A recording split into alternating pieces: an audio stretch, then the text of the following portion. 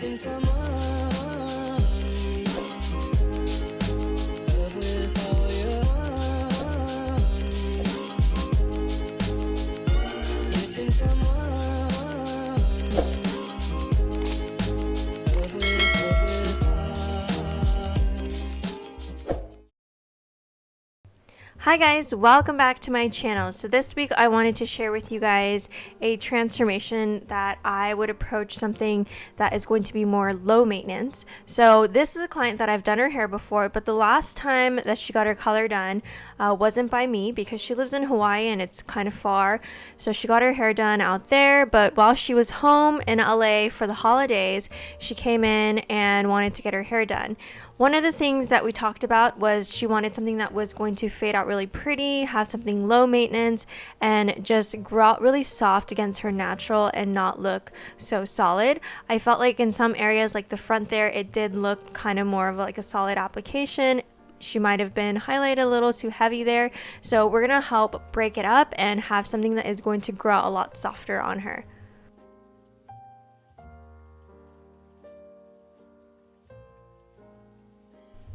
So if you're new to my channel, I like to always start off my clients by detailing the hairline here around the nape. And the reason being is because whenever the client brings their hair forward, this part kind of lays and connects to the bottom of their money piece.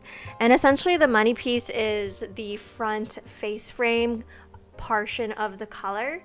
And in our consultation, I asked her if she wanted the front to be a little bit lighter or have kind of like a bolder money piece, and she said that she did. So I went ahead and decided to do more of like a medium size weave for the money piece that is going to connect here in the back nape area. But since we're doing a very low maintenance color, some of the things that I want to consider while doing this technique and application and placement and all of that is I want to focus on less is more. Like I don't want to over highlight her because she does have ends that are already looking kind of more solid. So we really want to work on just adding lightness and pieces of balayage or highlights in the areas where she really needs it, or where I feel like will give her a nice pop of dimension and brightness.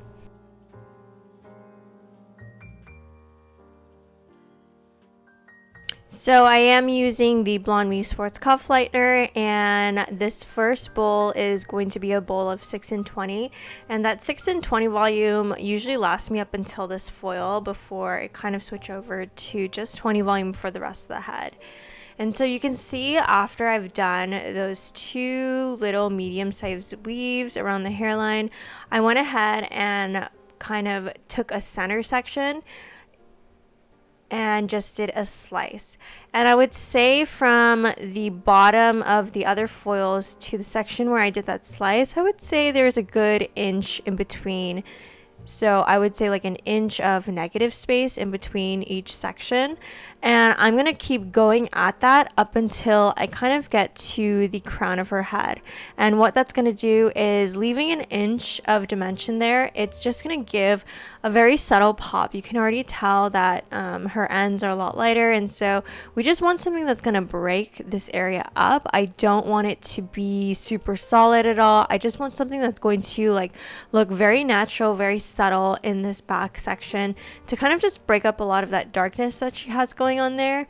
And I am painting the same volume from root to ends, even though some areas are a little bit lighter. I would say if the hair or the pieces that are a little bit lighter aren't, let's say maybe like 3 levels lighter, I wouldn't change the formula. So if a client had pieces that were maybe like 3 levels lighter apart from each other, like the natural was level 3 and then the ends were maybe like a level like 7 or so, then I would probably change the developer. But since it kind of varies and her ends are pretty much like a level maybe like 5 or even like a 6, I'm not going to be changing the developer because I could just paint right over those areas and just alter my saturation and how heavy I place the product to help with evening out the levels. So of course I will be picking out any highlights that I feel like are too light. So if I do come across in any of these slices a piece of hair or some pieces that are at the level that we kind of want her to, then I'll just kind of pick those out and pull those to the side and just continue painting. So now that I'm in the section above the crown, this is where I am going to start weaving. So normally I would do slices here throughout the whole head, but like I said before, I want something that is going to be very dimensional and grow out really soft, because I'm not quite sure when she's going to come back home to do a touch-up or anything like that, and we want something that's going to really last on her and just grow out super seamless. So for the top mohawk section, I am doing weaves instead of slices, and what the weave is going to do is it's going to break up the lightness even more and give her even more dimension than it would a slice. And so my sections between these medium-sized weaves are, I would say, maybe like a 1/2 inch apart. And the reason why they're a 1/2 inch apart is because I want them to be close enough to where she can see some dimension and lightness, but I don't want them to be too overpowering.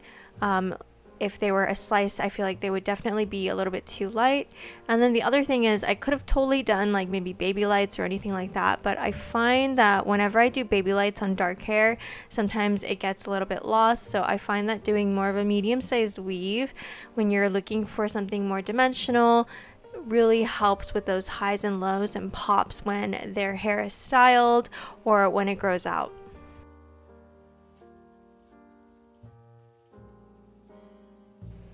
So as I'm doing this application too, I typically like to use longer foils. So I'll use like a foil roll to custom cut my foils. I always like to custom cut my foils because I find that it's just easier to go back and check what level they are if they're folded this way, and then it also just prevents any like warm spots. So I'm not technically folding the foil where there's a decent amount of product in those areas. So I kind of like to just lay the foils flat and apply a good amount of product and have it just laying there rather than having it folded up with shorter foils. So some other things I want to consider too is the level that we're trying to lift her to. I would say I want to lift her to at least like a level 8 or 9. She did tell me that she likes to have warm tones in her hair, so I really don't want to lift her anything past a 9. I do want to have some bit of warmth so that it fades out more on the warm side than having it be ashy at any point. So I really am trying to only paint on the pieces that are, let's say, a darker than a level 8. So any hairs that I see are level 8 and above, I am definitely picking those pieces out and making sure that I don't over highlight those areas. So right now I'm pretty much doing her money piece section. So I did a weave right at the hairline, and now I'm doing a slice, and then I'm going to be doing another weave to kind of lock in that money piece, and this is going to create a very soft yet bold money piece.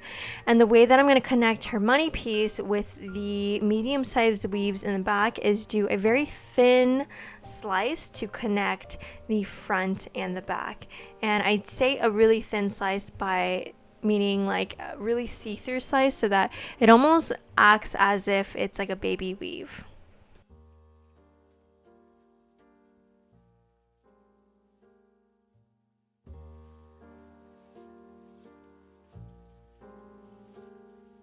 And then again here you can see I'm carefully picking out those previous highlights on her ends and only painting on to the areas that need a little extra lift.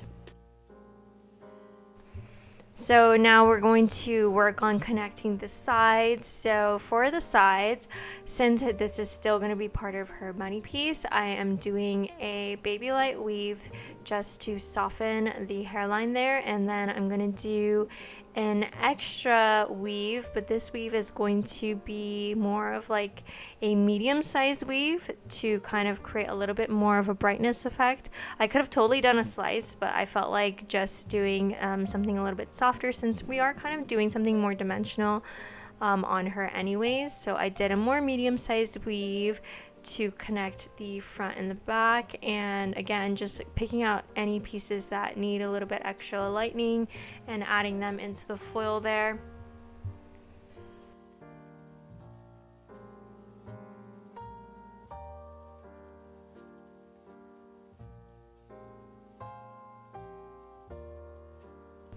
And now connecting the last part of the money piece, which is right above the ear. That's going to connect to that very first foil that we did around the nape. And I'm doing a more small weave here. You can do a baby light or a medium sized weave, whichever you like, because in the end we are going to be color melting this whole transformation. And so either one would really work, but I chose to do more of a smaller size weave than a more medium sized weave.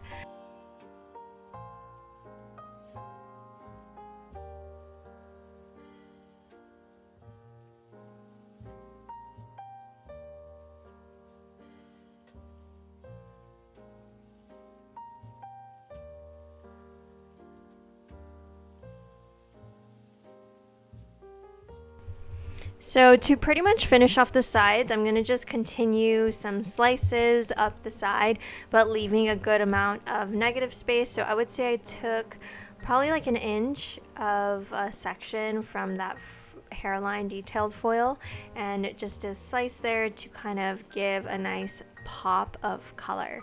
And I'm going to do probably one more right above that, and that one, since it's going to be a little bit closer towards the crown of the head, I don't want to space it out too much. So I would say this section of a slice is more so closer to 3/4 of an inch apart, because we are kind of getting closer to that crown section.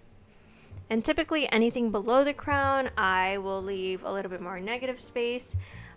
Usually like an inch if we're doing something dimensional, but everything above the crown I normally at most would do like 3/4 of an inch apart. So since we don't want to get her too light, the lightest I want to get her is to like a level 9. So here I am pulling at her foils when they have reached about a level 8 or 9. And again, the reason why I don't want to get her lighter than a level 9 is because she finds that warm tones look better on her skin tone, and so we want this to fade out warm, but we don't want it to fade out too brassy. So that's why I want to lift it past a level 7 and closer to a level 9 than a level 8, just so that it fades out really pretty against her skin tone and looks more on the neutral warm side. So for her toner, I'm going to be mixing up 2 formulas. So we're going to be doing a root formula and a lighter formula for the mids and ends. And I normally will always split the hair wherever they part their hair. So in this case, she parts her hair in the middle. So I split the hair down the middle all the way from the front to the back of the nape, and I start applying from the back side in vertical sections. And I find that doing vertical sections versus horizontal sections really help blur out the lines of the shadow root. For her shadow root, I'm using a liquid demi line, and I mixed up like a level 6 ash with a level 5 brown, and that's gonna just help blend all the highlights together at the base. And then for the lighter color, I did more of a level 6 natural to make it more neutral and not too ashy. So I rooted her hair all the way up until I sectioned out the front hairline. So you can see the front hairline, I didn't really apply any color there yet. I like to save that last. So I do the midsection of the hair with that lighter formula, which is that level 6 natural. And once I've applied everything on the midsection in the back, now I go in and start applying the root color in the front. And the reason why I like to tone the front last is because the hairs are a lot finer there. So we want to make sure that they don't tone too fast and look darker essentially. So once I've applied the root in the very front hairline, now I'm going going in and brushing everything all out. So by now, I haven't really placed much toner on the ends of her hair. I've really placed it on the root and the mid, and then I just pretty much brush it out. And after I brush it out, I go back and check any areas that need toning. So sometimes the ends, since she already had color on the ends, it might not need too much or extra toner. Sometimes brushing it out helps tone out those areas, and then it's able to stay nice and light. Alrighty guys, so here is the finished look. You can see how beautiful and blended the roots look into those ends, and we toned her to be a little bit darker than her inspo picture because again, she doesn't live in Los Angeles, she lives in Hawaii, and she is going to be spending a lot of time in the sun and in the ocean, I assume. So we wanted something that was going to really last and fade out really pretty, and so I toned her to at least like a level darker than what she was going for so that the toner doesn't lighten up too much, and when her hair fades, it is the perfect tone for her. Alrighty guys, that is it for this week's episode. Thank you guys so much for watching and tuning in, and as always, I will talk to you guys next week.